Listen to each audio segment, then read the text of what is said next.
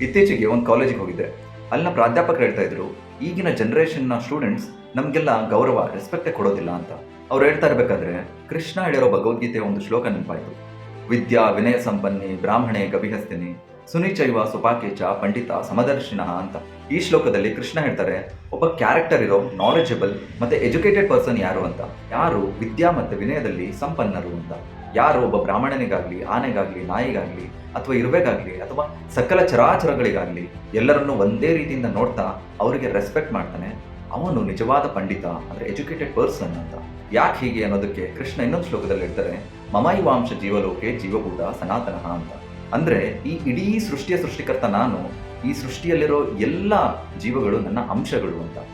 ಎಲ್ಲರೂ ಕೂಡ ನನ್ನ ಅಂಶಗಳಾದ ಮೇಲೆ ಯಾರಿಗೆ ಡಿಸ್ರೆಸ್ಪೆಕ್ಟ್ ಅಥವಾ ಯಾರಿಗೆ ಹಿಂಸೆ ಮಾಡಿದ್ರು ಕೂಡ ಅದು ಇಂಡೈರೆಕ್ಟ್ಲಿ ಭಗವಂತನಿಗೆ ನೋವಾಗುತ್ತೆ.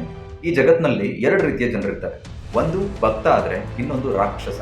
ತ್ರೇತಾಯುಗದಲ್ಲಿ ಹನುಮಂತ ಭಕ್ತನಾದರೆ, ರಾವಣ ರಾಕ್ಷಸ. ಹಿರಣ್ಯಕಶಿಪು ರಾಕ್ಷಸನಾದ್ರೆ ಅವನ ಮಗ ಮಹಾನ್ ಭಕ್ತ ಪ್ರಹ್ಲಾದ್ ಮಹಾರಾಜ.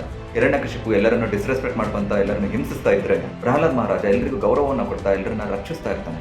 ಪ್ರಹ್ಲಾದ್ ಮಹಾರಾಜ ಇಡೀ ಈ ಭಾರತ ವರ್ಷದ ರಾಜನಾಗಿದ್ರು ಕೂಡ ಒಬ್ಬ ಸರ್ವೆಂಟ್, ಒಬ್ಬ ಕಾವಲುಗಾರನಿಗೂ ಕೂಡ ಅಷ್ಟೇ ರೆಸ್ಪೆಕ್ಟ್ ಅನ್ನು ಕೊಡ್ತಾ ಇರ್ತಾರೆ. ಸಕಲ ಚರಾಚರಗಳಿಗೆ ಅದರದೇ ಆದ ರೆಸ್ಪೆಕ್ಟ್ ಅನ್ನು ಕೊಡ್ತಾ ಇರ್ತಾರೆ.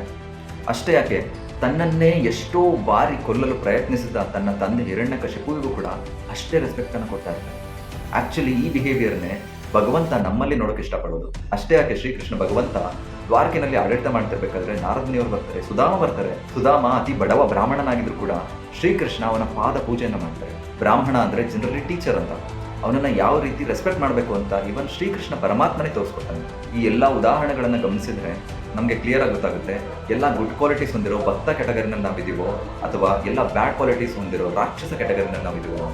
ಇದರಿಂದ ಕ್ಲಿಯರ್ಲಿ ಗೊತ್ತಾಗುತ್ತೆ, ಯಾರಾದರೂ ಭಗವಂತನ ಒಲಿಸ್ಕೋಬೇಕು, ಯಾರಿಗಾದ್ರೂ ಭಗವಂತನ ಆಶೀರ್ವಾದ ಬೇಕು ಅಂತಂದ್ರೆ ಅವನು ಫಸ್ಟ್ ಅವನ ಬಿಹೇವಿಯರ್ನ ಕರೆಕ್ಟ್ ಮಾಡ್ಕೊಂತ ಬರಬೇಕು ಅಂತ.